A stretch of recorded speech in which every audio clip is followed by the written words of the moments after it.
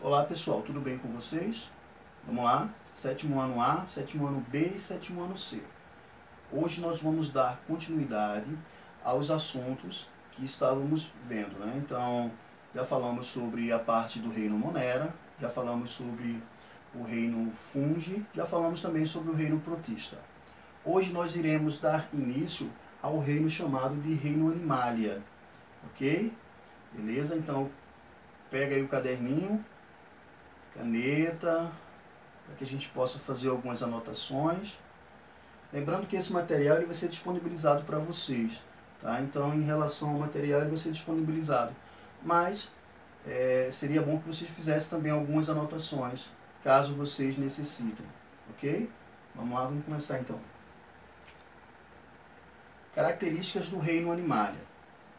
O reino Animalia, também conhecido como Metazoa, engloba organismos que são multicelulares, eucariontes e heterotróficos. Então vamos lembrar um pouquinho do que a gente já falou. Então, se são multicelulares, é porque eles possuem muitas células. A gente já viu que existem organismos que são formados por apenas uma célula, e aí a gente chama de unicelulares. E aqueles que são formados de muitas células. Então você chama de multicelulares ou pluricelulares, ok? Eucariontes, não sei se vocês estão lembrados, mas quando a gente falou sobre as bactérias, eu abordei esse assunto aí. Eu falei sobre os dois tipos de células existentes, as células chamadas de eucariontes e as células procariontes. Então as células procariontes são células, vamos dizer que primitivas. Então elas não possuem uma organização celular. Então dentro do seu citoplasma, o material genético está disperso, ok? Já na célula eucarionte, a gente encontra uma organização. A gente encontra um núcleo definido, existe uma membrana nuclear, que antigamente era chamada de membrana carioteca. Só que hoje em dia essa palavra carioteca já entrou em desuso, tá? Então a gente vai chamar apenas de membrana nuclear, ok? Então as células, todas elas possuem essa membrana envolvendo o núcleo. E, claro, as organelas que estão dentro da célula, lembra organelas, pequenos órgãos. Então essas organelas, todas elas também estão envolvidas por membrana. Então tem toda uma organização celular. Beleza? Então a gente vai encontrar todos esses organismos aí no reino animal com essas células chamadas de células eucariontes. Claro, as formas que a gente vai encontrar de vida são muito diferenciadas, mas as células são as mesmas, ok? Claro, vai ter funções diferentes, mas estou falando as mesmas em relação às células eucariontes, com organização celular. Heterotróficos. Heterotróficos, a gente já sabe que autotrófico é aquele organismo que produz o seu próprio alimento. E heterotróficos, aquele que se alimenta de outro organismo. Beleza? Então quer dizer, você não vai encontrar aqui organismos que realizem fotossíntese. Ele não vai produzir o seu próprio alimento. Então todos são heterotróficos. Continuando. Os animais são organismos multicelulares, eucariontes e que apresentam nutrição heterotrófica, ou seja, não são capazes de produzir o seu próprio alimento. Apesar de serem bastante distintos, diferentes anatomicamente, morfologicamente, fisiologicamente, todos os animais possuem essas três características citadas aqui.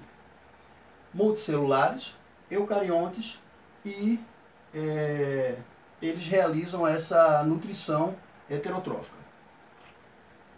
Vamos lá. Reino Animalia ou Metazoa conta com mais de 1 milhão de espécies dispostas em mais de 30 filos. Uma das características marcantes do reino é a capacidade de locomoção. Então, assim, fala sobre a capacidade de locomoção, mas nem todos os organismos que são chamados de animais, eles têm essa capacidade de locomoção. Mas, claro, essa locomoção a gente já presencia aí nesse reino. Mas nem todos possuem essa locomoção. Alguns organismos nós chamamos de sésseis, tá? Pessoal, o que são organismos sésseis? Sésseis são organismos fixos. Eles são fixos em algum local, pode ser numa rocha, pode ser em ambiente marinho, preso ali a um madeiramento de um porto, ou a um próprio coral, entendeu? Mas ele está fixo, ele não está em locomoção. E aí dessa forma ele consegue trazer o alimento, ele consegue de alguma forma fazer com que o alimento venha até ele, beleza? Esse primeiro organismo que nós vamos falar hoje, esse primeiro filo, ele tem também essa tática de fazer com que o alimento venha para ele, já que ele não possui essa locomoção também, ok? Vamos lá. Sua dieta também é variada, existindo animais que são herbívoros, carnívoros, parasitas e até mesmo saprófagos. Saprófagos são aqueles organismos que se alimentam de restos de animais, restos de plantas. Vamos lá. Costuma-se dividir o reino animal em dois grandes grupos principais. Então aí a gente vai dividir em vertebrados e em invertebrados. Ok? Primeiro a gente vai começar a abordar a parte dos invertebrados, depois a gente vai entrar na parte dos vertebrados. Então, cada um no seu tempo, e aí a gente vai encontrar poríferos, quinidários, nematóides ou nemateumintos, a gente vai encontrar os plateumintos, moluscos, anelídeos, artrópodes, equinodermos e, claro, os outros organismos que a gente vai chamar de vertebrados, que são os peixes, as aves, os anfíbios, os répteis e os mamíferos. Beleza? Então tem um caminho longo pra gente seguir aí. Então vamos lá. A gente vai dar início, e hoje vai ser realmente curta, entendeu? A aula, para que eu não misture os assuntos. Então eu vou preferir fazer dessa forma para a gente não misturar as coisas.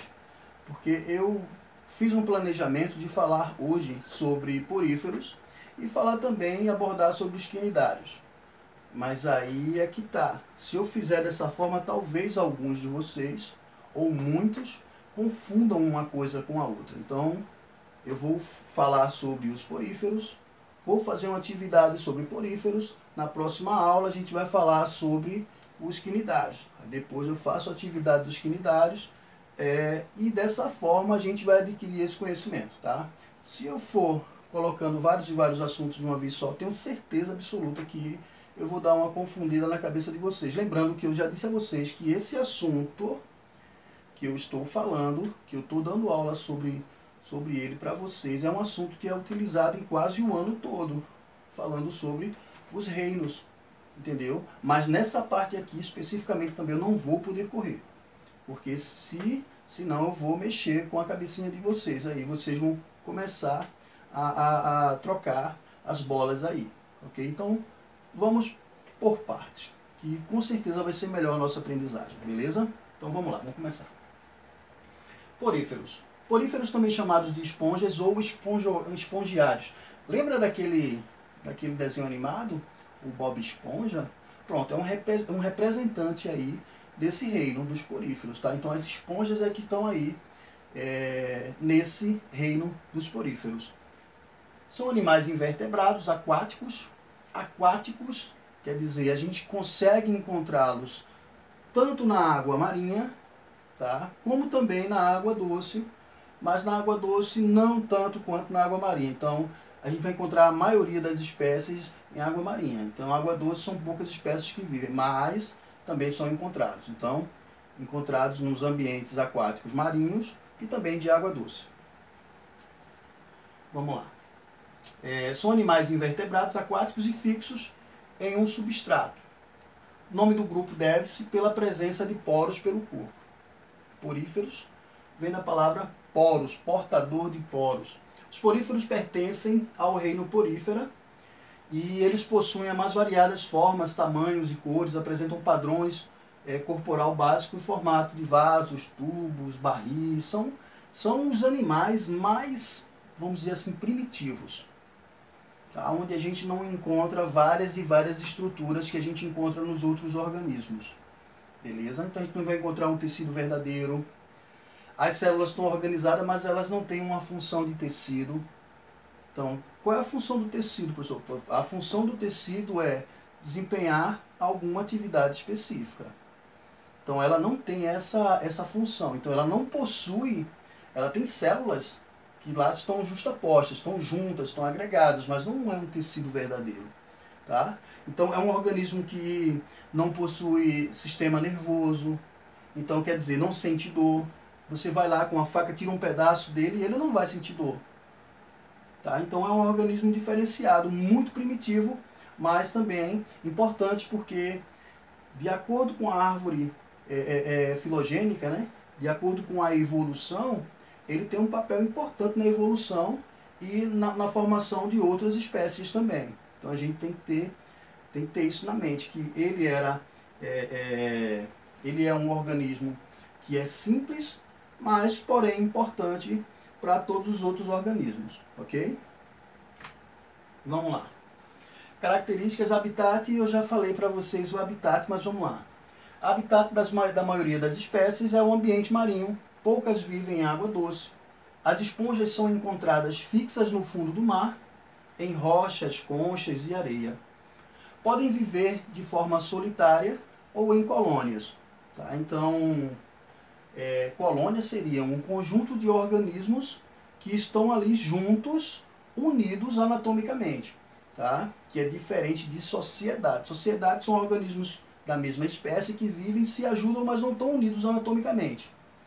Já uma colônia, a gente vai encontrar esses organismos unidos anatomicamente, tá? Em uma única estrutura, então eles estão unidos anatomicamente, beleza? Olha só, isso aqui é uma colônia.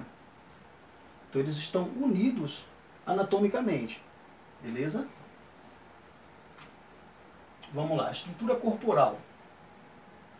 Assim, como eu disse a vocês, ele é um organismo muito simples, tá? Muito, muito simples. Então, dessa forma vai ser muito simples a gente entender toda a estrutura corpórea desse organismo, todo o funcionamento, como ele consegue absorver o oxigênio, como ele consegue absorver o alimento, quais são as estruturas que ele tem no corpo. Então, já que é um organismo simples, vai ser de fácil entendimento, beleza? Então, os poríferos possuem paredes perfuradas por poros e em seu interior encontra-se uma cavidade denominada átrio ou espongiocele. Então, tudo que eu estou falando aqui, o que eu estou lendo, eu vou botar uma imagem e a gente vai comentar sobre o que a gente está falando na imagem, beleza? Então, assim, na extremidade oposta à base do seu corpo, há uma abertura chamada ósculo. Externamente, são revestidos por células que são chamadas pinacócitos, tá? Então, como eu disse a vocês, ele não vai possuir um tecido propriamente dito, não vai possuir um tecido verdadeiro. Ele vai ser formado por células, as células vão estar justapostas, vão estar unidas, mas elas não têm uma função específica, beleza? Então essas células que estão ao redor dele, que estão dando o suporte externo, vamos dizer assim, a ele, está servindo como uma pele. Mas lembrando, não é um tecido, ok? Mas de toda forma ele dá uma certa, vamos dizer assim, um certo revestimento e uma certa proteção a essa estrutura, beleza? Então vamos lá. Os pinacócitos, células achatadas e unidas. A parede externa dos poríferos é chamada de pinacoderme. Vê só, derme vem de pele, ok? Então pinacoderme. Mas lembrando, o tecido não é verdadeiro. A cavidade interna é revestida pelos coanócitos. Professor, que nome estranho de célula. Coanócitos. Aí você lembra de uma coisa. Coanócitos. Esses organismos aqui, eles são filtradores. Então, a água tem que passar pela célula. É como se você dissesse que a água, ela está sendo coada por essas células, e essas células estão retendo os organismos que ele quer se alimentar, beleza? Então, são células que realizam, que coam a água. Quando a água passa, ela coa a água. Para você lembrar, só um bizu para você lembrar do nome dessas células, coanócitos, beleza? Revestida por... Vou retornar novamente à leitura, beleza? Externamente são revestidas pelos pinacócitos, células achatadas e unidas. A parede externa dos poríferos é chamada de pinacoderme. Ok. A cavidade interna é revestida pelos coanócitos, células ovoides e com flagelos. O movimento do flagelo permite a circulação e representa um sistema circulatório das esponjas. Existem ainda os chamados amebócitos. Essas células, assim, elas são bem importantes. Por quê? Porque elas têm diversas funções. Os amebócitos, eles auxiliam tanto na reprodução quanto na digestão. Então, tem como função digestiva fazer com que os nutrientes sejam distribuídos, já que não tem uma corrente ali sanguínea para distribuir os nutrientes. A função desses amebócitos é distribuir entre todas as células, claro, são vários amebócitos, então eles vão ter como função também distribuir o organismo através de difusão, tá? Que é um processo onde você transmite uma substância para outra quando você tem um gradiente de concentração de substâncias maior em seu corpo.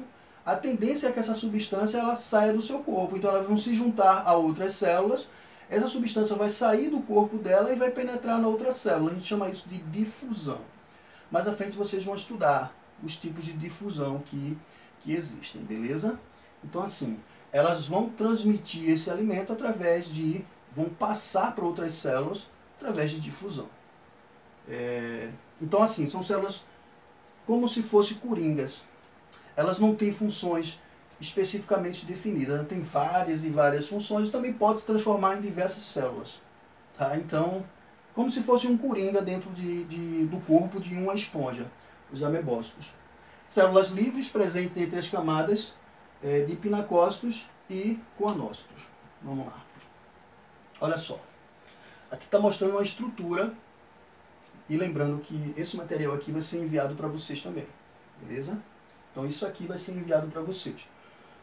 Aqui está mostrando toda uma estrutura de uma esponja. Se você prestar atenção, essa estrutura aqui está parecendo um jarro. Beleza? Está com os nomes. Pinacoderme, lembra daquelas células que eu falei para vocês que fazem todo o revestimento? Está aqui, ó. Pinacodermes. Porócitos. Porócitos é o tipo de célula. Lembra qual é o nome do reino que eu falei para vocês? Poríferos. Não é isso? Ok. Então, esses porócitos é que dão, na realidade, esse nome ao filo. Tá? Então, é uma célula que tem, vamos dizer que ele tem a propriedade de abrir uma passagem para que a água possa penetrar dentro do corpo dela. Tá? Então, a função dela é fazer com que esses poros eles sejam abertos. Fazer com que o fluxo de água passe para dentro da célula. Ósculo seria aquela abertura ali. Se fosse um vulcão, seria a cratera.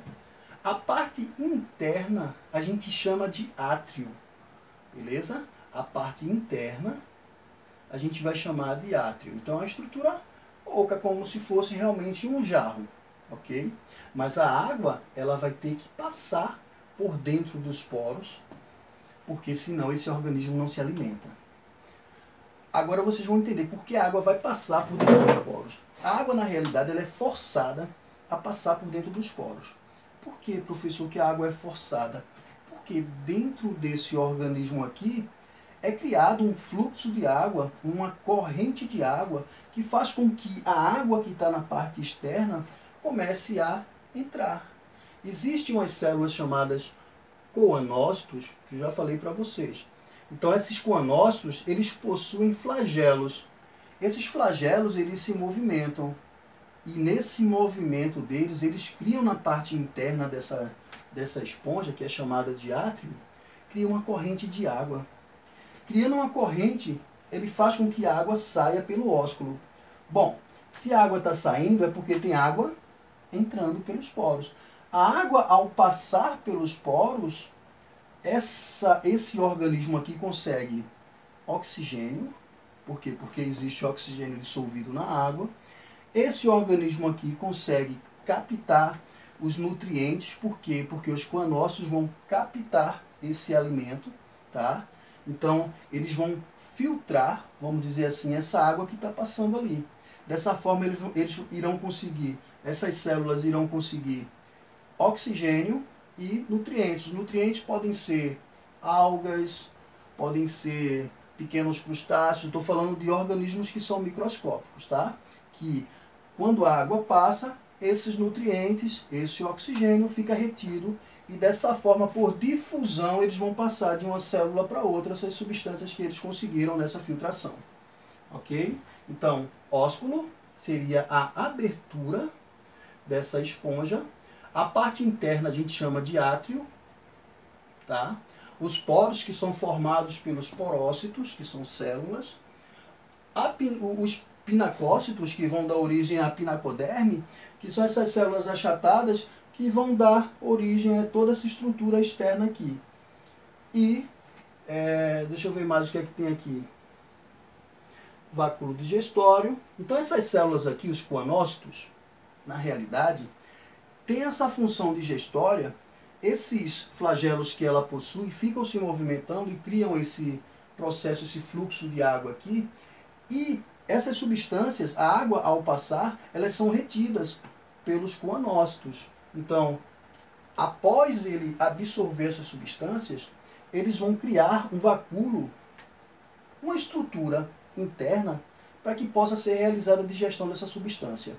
Após fazer essa digestão, lembra dos amebócitos que eu falei para vocês, que são estruturas extremamente importantes para que os alimentos possam ser distribuídos nas células? Então tá vendo aqui, ó, tem amebócitos juntos aos coanócitos. Então, o que é que vai acontecer? Esse coanócito vai distribuir através de difusão também para os amebócitos essas substâncias, e os amebócitos vão distribuir para as outras células também por difusão esses nutrientes. Beleza? Eu espero que tenha dado para entender, tá? Mas lembrando, esse material eu vou mandar para vocês também. Então, se vocês puderem imprimir para ir acompanhando a aula, também seria bom, porque você vai anotando o que eu estou falando nas células que são específicas aqui. Vamos lá. Olha, tem algumas informações que eu já falei, que eu achei melhor também colocar para vocês, já para se caso vocês não entendessem da forma que eu estou falando. Ok? Então, pinacócitos, células achatadas, que formam a camada externa do animal. Porócitos, células que formam um poro, por onde a água penetra no átrio, ou penetra pelo átrio. Amebócitos, células livres, podem originar, como eu falei para vocês, outras células. Tem um erro aqui de português, mas está dizendo o seguinte ali, que elas são responsáveis pelo crescimento e também pela regeneração, tá? Crescimento porque ela vai fazer com que esses nutrientes sejam transmitidos e, claro, os organismos só conseguem se desenvolver por causa dos nutrientes, tá? Então ela tem aí umas funções, são várias funções que ela tem importantes, inclusive a reprodução também. Coanócitos. Coanócitos, aquelas células que eu falei para vocês, que têm a função de coar, de absorver quando a água está passando. Ela realiza a filtragem desse material, tá? E esse material, consequentemente, ele vai ser distribuído para todas as células. Os amebócitos vão ser responsáveis por essa distribuição, ok? Vamos lá. O esqueleto das esponjas. Professor, as esponjas têm esqueletos? Tem. Veja só. O esqueleto, no caso das esponjas, pode ser formado por colágeno ou pode ser formado por pequenos espinhos que ela mesma vai produzir. Professor, mas quais são as células responsáveis em produzir essas espículas? Os amebócitos. Lembra que eu falei para vocês na parte anterior, os amebócitos têm diversas funções. Tá? É como se fosse um coringa. Então, uma das funções também é que esses amebócitos, eles produzem essas espículas que dão uma estrutura esquelética a esses organismos. Tá? Então, passando para cá. Beleza. Então, vamos lá. Esqueleto das esponjas é interno e composto por espículas calcárias ou silicosas. Então, calcárias, eu não sei se vocês lembram, carbonato de cálcio, que é a substância que é originária da decomposição dos esqueletos ali de alguns organismos, tá? Como crustáceos, beleza? Que dá origem àquela rocha chamada calcária. A gente já falou sobre tudo isso no ano passado, ok? Então, as espículas tem umas que são formadas por estrutura calcária e silicosas também. Esses silicosas aí, ele vem de sílica, tá?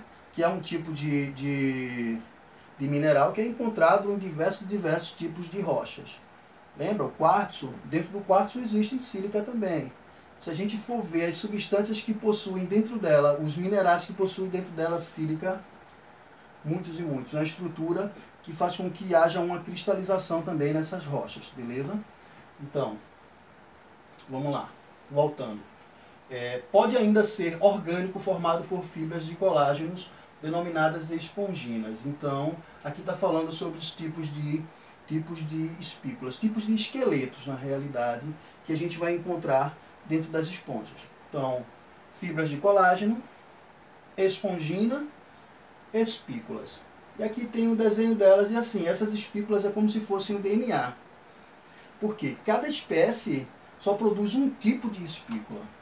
Entendeu? Então, se você encontrou uma espícula, você é um estudioso da área, se você encontrar aquele tipo de espícula, você já sabe que aquela espícula é específica daquele organismo. Tá? Vamos lá. Sistema nervoso e órgãos do sentido. Já falei para vocês. Então, eles não possuem, são organismos que não possuem sistema nervoso. Então, são os únicos animais da escala zoológica a não apresentarem sistema nervoso. Também não apresenta células sensitivas especializadas. Tá? Olfato. Então, nada disso vai ter nesse organismo. É um organismo extremamente específico, extremamente primitivo. Beleza? Respiração e alimentação. Já falei para vocês como isso ocorre. O fluxo que é formado pelos flagelos das células chamadas coanócitos, na parte interna desse organismo, que a gente chama de átrio, faz com que uma corrente de água seja formada, e essa água fica saindo pelaquela parte que parece a cratera de um vulcão, que a gente chama de ósculo. Tá? Então, o que é que vai acontecer? A água está saindo, é porque tem água entrando. Então, essa locomoção, esse movimento desses flagelos nessas células, cria uma corrente de água interna. Então, a água fica entrando nesse organismo. E ao entrar por esses poros, ao passar pelos poros, esse organismo vai aproveitar para fazer, na realidade, a filtração dessa água.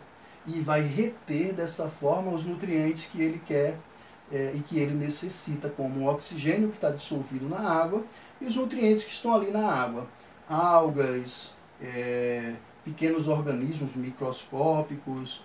E aí ele vai reter essas substâncias e vai fazer com que essas substâncias sejam distribuídas para todo o corpo. Beleza? Então, eu vou ler para vocês. Os poríferos são animais filtradores.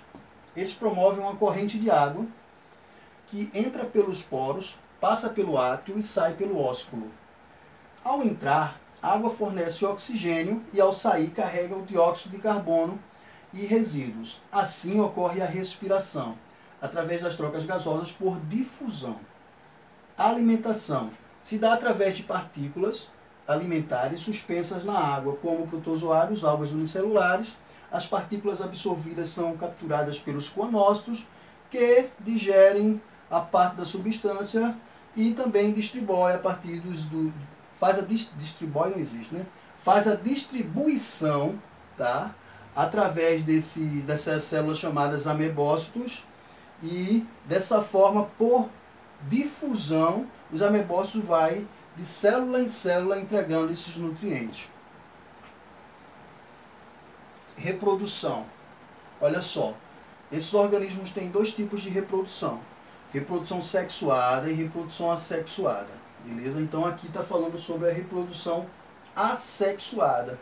O brotamento. O que é o brotamento? É quando o organismo começa a originar células, e a gente chama essas células de broto, e começa a surgir outra esponja, tá? Em cima, ó, agregada à que já existia. Então, esse prolongamento a gente chama de broto.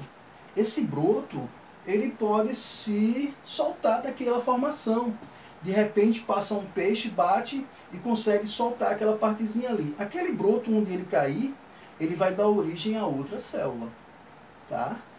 a célula vai se fixar, esse broto vai se fixar em algum local e esse organismo ele vai se desenvolver e vai dar origem a outra esponja. Por isso que a gente chama de reprodução por brotamento ou gemiparidade. Gemulação. Gemulação, professor, o que é que ocorre nessa reprodução? Quando algumas esponjas de água doce ficam sujeitas à escassez de água, nessas condições elas geram pequenas bolsas de células em atividade metabólica quase nula e protegidas por revestimento resistente. Quando as condições voltam a ser favoráveis, forma-se uma nova esponja. Quem tem essa função e quem faz um tipo de reprodução muito parecido com a gemulação são as bactérias. Então, elas formam esporos, quer dizer, em alguma diversidade, falta de alimento, para que ela não morra, ela dá origem a esporos, e esses esporos eles vão esperar, na realidade, que aquele ambiente seja ideal para que ele possa novamente voltar a viver, entendeu?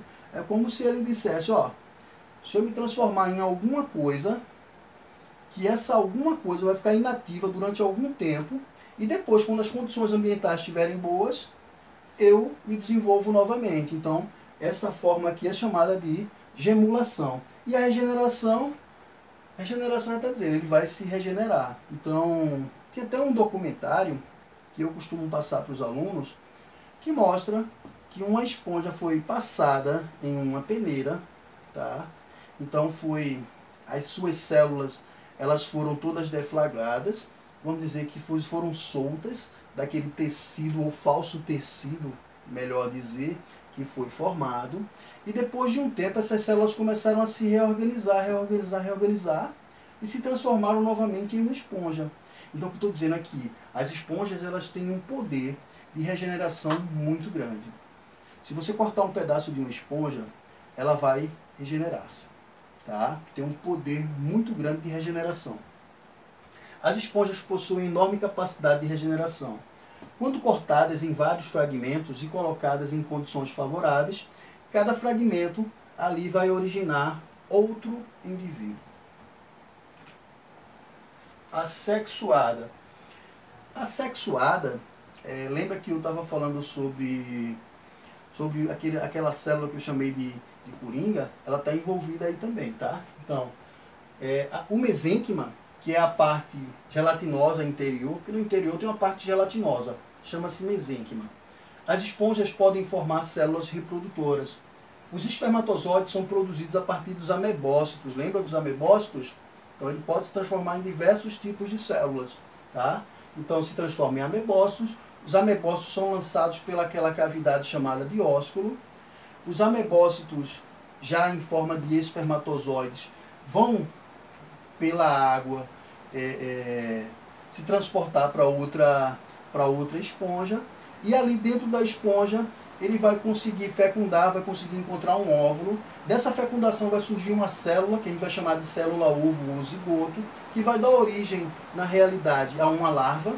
E essa larva ela vai sair novamente dessa esponja, vai procurar algum lugar, vai se fixar e vai dar origem a outra esponja. Tá? Então é dessa forma que vai ocorrer a reprodução sexuada das esponjas. Aí está falando sobre os 3 tipos de esponjas que são encontradas. Tá? Ascon, Sicon e Leucon. Ascon são as esponjas mais simples. Apresentam forma semelhante a um cilindro oco com uma abertura superior, que é o ósculo. Tá? Sicon, esponjas com uma complexidade intermediária, apresentam um aspecto de um vaso fixo a um substrato. Então, assim, são informações que são já mais aprofundadas, que, claro, agora para vocês não seria necessário, mas eu coloquei para vocês, mas vamos continuar, beleza? Leucon é a forma mais complexa. O átrio, ele é reduzido a uma parede do corpo que apresenta um sistema de canais e câmaras. Infelizmente, eu não coloquei para vocês esses tipos, as imagens, tá? Eu vou ver se eu consigo ainda captar hoje essas imagens e vou enviar para vocês tudo junto nesse material, beleza? Existe também a classificação das esponjas, que são feitas de acordo com as suas espículas. Tá? Lembra daquelas estruturas que eu falei?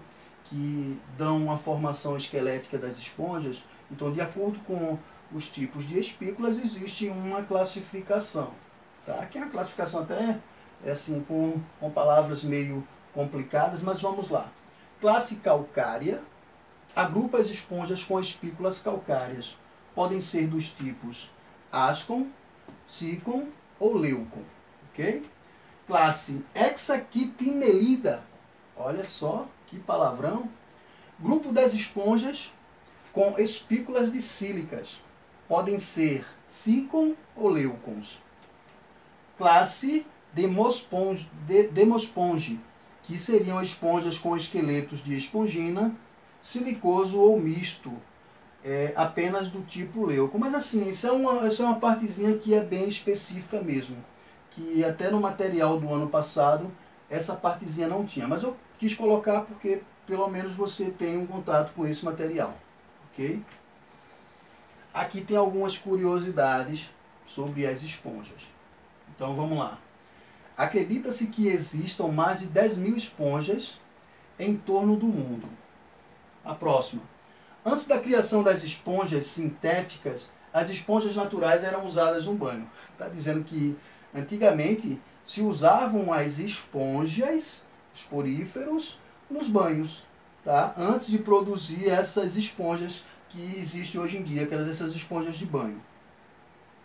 Alguns tipos de substâncias produzidas pelos poríferos podem ser usadas para a fabricação de antibióticos, tá? Então, assim, algumas esponjas, elas produzem substâncias que são antimicrobianas. Então, seria uma forma dessa substância, dessas esponjas também, se protegerem, já que elas não têm meios de locomoção, tá? Algumas produzem substâncias tóxicas que são liberadas também.